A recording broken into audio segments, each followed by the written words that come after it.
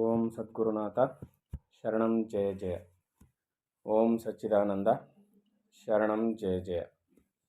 ಎಲ್ಲರಿಗೂ ನನ್ನ ನಮಸ್ಕಾರಗಳು. ಯೋಗ ವಾಸಿಷ್ಠ ನಿರ್ವಾಣ ಪ್ರಕರಣದಲ್ಲಿ ಶಿವನು ವಸಿಷ್ಠರಿಗೆ ಜಗತ್ ಸೃಷ್ಟಿಯ ಬಗ್ಗೆ, ಜೀವತತ್ವದ ಬಗ್ಗೆ ಎಲ್ಲ ವಿವರಣೆಯನ್ನು ಹೇಳ್ತಾ ಇದ್ದ. ಈಗ ಅದರಲ್ಲಿ ಕಾಲ ಅಂತಕ್ಕಂಥದ್ದು ಸುಳ್ಳು, ದೇಶ ಅಂತಕ್ಕಂಥದ್ದು ಸುಳ್ಳು ಮತ್ತು ಸೃಷ್ಟಿ ಅಂತಕ್ಕಂಥದ್ದೇ ಸುಳ್ಳು. ಇವೆಲ್ಲ ಚತುರ್ಮುಖ ಬ್ರಹ್ಮನಿಂದ ಹಿಡಿದು ತಿರ್ಯಕ್ ಜಂತುಗಳವರೆಗಿನ ಎಲ್ಲವೂ ಸಂಕಲ್ಪ ಮಾತ್ರದಿಂದಲೇ ಜನಿಸಿದವು ಅನ್ನೋ ವಿಚಾರವನ್ನು ಹೇಳ್ತಾ ಇದ್ದ. ಮುಂದುವರೆದು ಹೇಳ್ತಾನೆ, ದೃಶ್ಯವಾದ ಜಗತ್ತು ದೇಶ ಕಾಲಗಳ ಹಿಡಿತಕ್ಕೆ ಸಿಕ್ಕಿರುವಂತೆ ಕಂಡು ಸತ್ಯವಾಗಿರುವಂತೆ ತೋರಿದರು ಅದು ಅಕ್ರಾಂತವಲ್ಲ. ಏನು ಹೇಳ್ತಾ ಇದ್ದಾನೆ ಶಿವನಲ್ಲಿ? ದೃಶ್ಯವಾದ ಜಗತ್ತು, ಈಗ ಕಣ್ಣು ಕಾಣ್ತಾ ಇರ್ತಕ್ಕಂಥ ಈ ಜಗತ್ತಿದೆಯಲ್ಲ, ಅದು ದೃಶ್ಯವಾದ ಜಗತ್ತು ದೇಶ ಕಾಲಗಳ ಹಿಡಿತಕ್ಕೆ ಸಿಕ್ಕಿರುವಂತೆ ಕಂಡು ಸತ್ಯವಾಗಿರುವಂತೆ ತೋರಿದರು. ದೇಶ ಮತ್ತು ಕಾಲಗಳ ಹಿಡಿತಕ್ಕೆ ಸಿಕ್ಕಿದೆ ಯಾವುದು? ಈ ಜಗತ್ತು ಅಂತ. ಹೌದು ತಾನೆ? ಈಗ ಒಂದು ಭೂಪ್ರದೇಶ ಅಥವಾ ಇನ್ನೊಂದು ಯಾವುದೋ ಈ ಸ್ಥಳವನ್ನು ಗುರುತಿಸಿದಾಗ ಏನಂತೀವಿ? ಇದು ಇಂಥ ಜಾಗದಲ್ಲಿದೆ, ಅದಕ್ಕೊಂದು ಹೆಸರು ಕೊಟ್ಟಿರ್ತೀವಿ. ಇದು ಇಂಥ ಊರಿನಲ್ಲಿದೆ, ಇಂಥ ದೇಶದಲ್ಲಿದೆ, ಇಂಥ ಖಂಡದಲ್ಲಿದೆ ಅಂತ ಹೇಳ್ತೀವಿ ನಾವು, ಅಲ್ವಾ? ಆ ರೀತಿ ದೇಶ ಮತ್ತು ಕಾಲ, ಈಗ ಇಂಥ ಕಾಲ, ಈಗ ಭೂತ ಭವಿಷ್ಯತ್ ವರ್ತಮಾನ ಕಾಲಗಳನ್ನು ತೆಗೆದುಕೊಂಡಿದ್ದಲ್ಲದೆ ನಾವೇನು ಮಾಡ್ತೀವಿ? ಇಂಥ ಕಾಲಮಾನದಲ್ಲಿ ಇಷ್ಟನೇ ಇಸ್ವಿಯಲ್ಲಿ ಇದಿತ್ತು ಅಂತ ಎಲ್ಲ ಹೇಳ್ತೀವಿ. ಆದರೆ ಇಲ್ಲೇನು ಹೇಳ್ತಿದೆ? ದೃಶ್ಯವಾದ ಜಗತ್ತು ದೇಶ ಕಾಲಗಳ ಹಿಡಿತಕ್ಕೆ ಸಿಕ್ಕಿರುವಂತೆ ಕಂಡು ಸತ್ಯವಾಗಿರುವಂತೆ ತೋರಿದರು ಅದು ಕ್ರಾಂತವಲ್ಲ. ಸಂಕಲ್ಪ ಮೇರೆಗೂ ಯಾವ ದೇಶವನ್ನು ಯಾವ ಕಾಲವನ್ನು ಆಕ್ರಮಿಸುವುದು? ಸಂಕಲ್ಪ ಕಾಲದಲ್ಲಿ ಮಾತ್ರ ಇರುವುದರಿಂದ ಸಂಕಲ್ಪ ಮೇರುವಿಗೆ ಸಂಕಲ್ಪ ದೇಶ, ಸಂಕಲ್ಪ ಕಾಲಗಳೇ ಹೊರತು ಸ್ವತಂತ್ರವಾದ ದೇಶ ಕಾಲಗಳು ಇಲ್ಲ.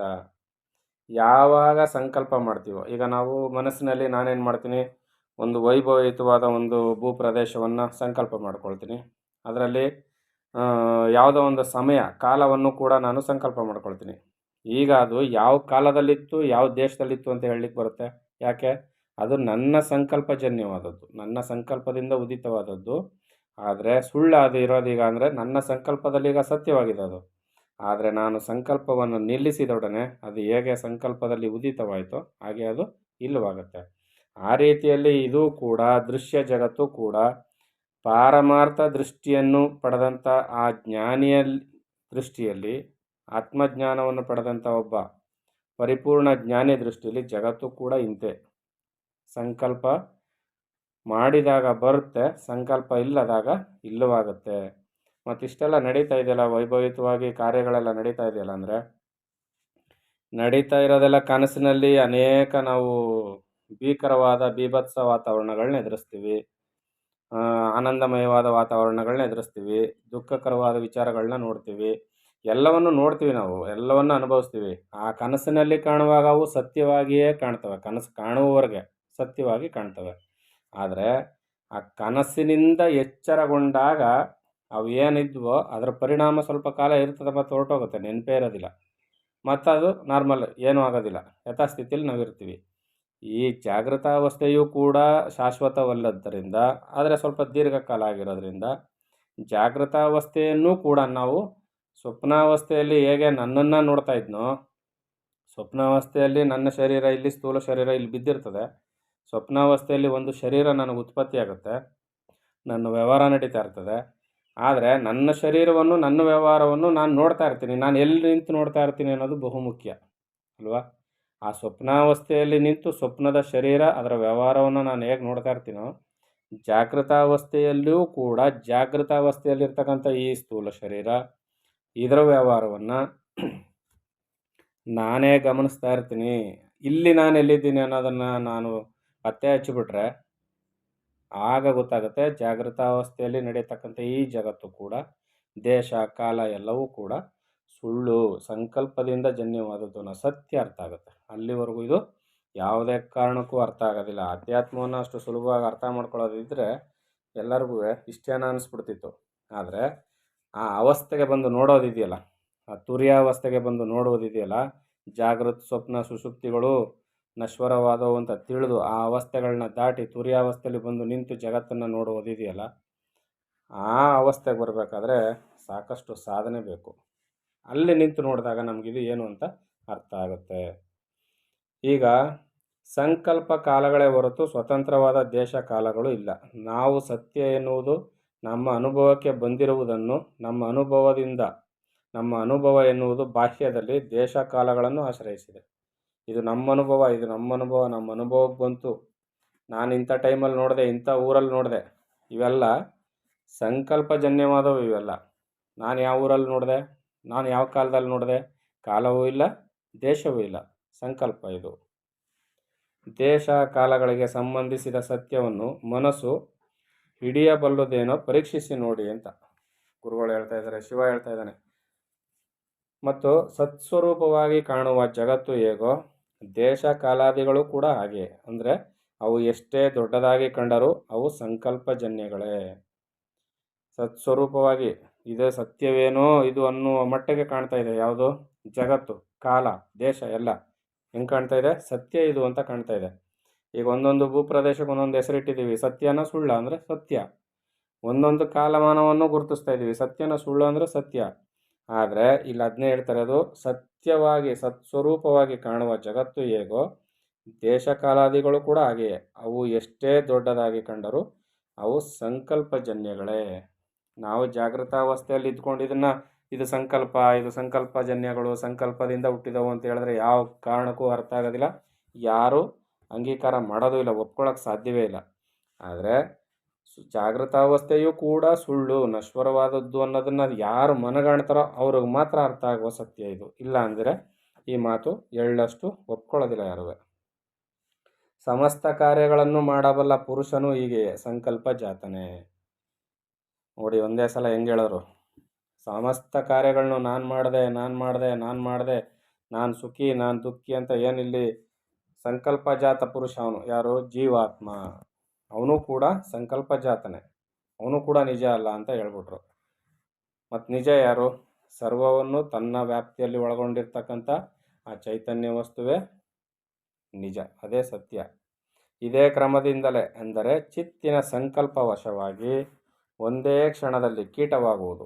ಸ್ಥಾವರಗಳು ಹೀಗೆ ಚತುರ್ವಿಧವಾದ ಅಂದರೆ ಅಂಡಜ, ಪಿಂಡಜ, ಸ್ವೇದಜ, ಉದ್ವಿಜ 4 ವಿಧದ ಜೀವರಾಶಿಗಳಿದಾವಲ್ಲ, ಅವು ಹೀಗೆ ಹುಟ್ಟುವುದು, ನಶಿಸಿ ಹೋಗುವುದು. ಇವು ಕೂಡ ಸಂಕಲ್ಪ ಜಾತವೇ. ಹಾಗಾದರೆ ಈಗಿರ್ತಕ್ಕಂಥ ಪ್ರಾಣಿ ಸಮೂಲಾಗ್ರವಾಗಿ ಇದೆಯಲ್ಲ, ಜಗತ್ತೆಲ್ಲ ಇದೆಯಲ್ಲ, ಇವೆಲ್ಲ ಸಂಕಲ್ಪವೇ. ಕನಸಿನಂತೆ ಸುಳ್ಳೆ ಅಂದರೆ ಕನಸಿನಲ್ಲಿ ಬಂದು ಹುಲಿ ಒಂದು ನಮ್ಮನ್ನು ಹಿಡಿದಿತ್ತು, ಆ ಭಯದಿಂದ ನಮಗೇನಾಯಿತು? ನಡುಕ ಉಂಟಾಯಿತು. ಎಷ್ಟೋ ಬಾರಿ ಅದರಿಂದ ಎದುರುಕೊಂಡು ಚಳಿ ಜ್ವರ ಬಂದದ್ದಿದೆ, ಮಲಮೂತ್ರ ವಿಸರ್ಜನೆ ಮಾಡ್ಕೊಂಡಿದ್ದು ಇದೆ. ಯಾಕೆ? ಅದು ಸಂಕಲ್ಪ. ಆದರೆ ಅದು ಸಂಕಲ್ಪ ಅಂತ ಅಂದೆ ಆ ಕಾಲದಲ್ಲಿ ಮಾತ್ರ ನಿಜವಾಗಿತ್ತು. ಇಲ್ಲಿಯೂ ಕೂಡ ನಾನಾ ಥರದ ಕಷ್ಟ ಕಾರ್ಪಣ್ಯಗಳು, ಹುಟ್ಟು ಸಾವುಗಳು ಬಂದಂತೆ ಬರ್ತಾ ಇದೆ, ಹೋಗ್ತಾ ಇದೆ.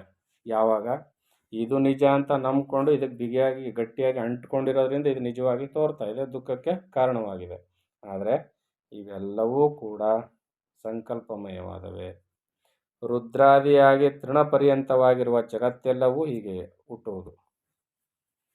ರುದ್ರನಿಂದ ಹಿಡಿದು ತೃಣ ಪದಾರ್ಥವಾಗಿ ಏನೇನಿದೆಯಲ್ಲ ಅವೆಲ್ಲವೂ ಕೂಡ ಸಂಕಲ್ಪಮಯವೇ. ರುದ್ರನೂ ಕೂಡ ಸಂಕಲ್ಪ ಜಾತನೆ ಅಂತ ಹೇಳ್ಬಿಟ್ರು ಇಲ್ಲಿ. ಕೆಲವು ಪರಮಾಣುವಾಗಿ ರೂಪವಾಗಿ, ಕೆಲವು ಅಣುರೂಪವಾಗಿ ಇರುವು. ಅಣುವಿಗೆ ಅಣುವಾಗಿ ಪರಮಾಣುಗಿಂತಲೂ ತುಂಬ ಸಣ್ಣದಾಗಿಯೂ ಏನೇನು ಉತ್ಪತ್ತಿ ಆಗುತ್ತಾರೆ ಎಲ್ಲವೂ ಅದೇ ಆಗಿರ್ತದೆ. ಮೇರು ಪರ್ವತಕ್ಕಿಂತಲೂ ದೊಡ್ಡದಾಗಿ ಕಾಣೋದು ಕೂಡ ಅದೇ ಆಗಿರ್ತದೆ. ವಾಸನಾ ರೂಪವಾಗಿರುವ ಜಗತ್ತು ಇರುವವರೆಗೆ ಇದೇ ಕ್ರಮವು. ನನ್ನ ಸಂಸ್ಕಾರ ಬಲ ಯಾವ ವಿಚಾರದಲ್ಲಿ ಹೆಚ್ಚು ಹೆಚ್ಚು ತೊಡಗಿಸ್ಕೊಂಡಿದೆಯೋ ಆ ವಾಸನಾ ರೂಪ ಇರುವವರೆಗೂ ಈ ಜಗದ್ರೂಪು, ಈ ಹೋಗುವುದು ಬರುವುದು, ಬದಲಾವಣೆ ಆಗುವುದು, ಸುಖ ದುಃಖಗಳು ಇವ್ಯಾವುದಕ್ಕೂ ಕೊರತೆ ಇರೋದಿಲ್ಲ.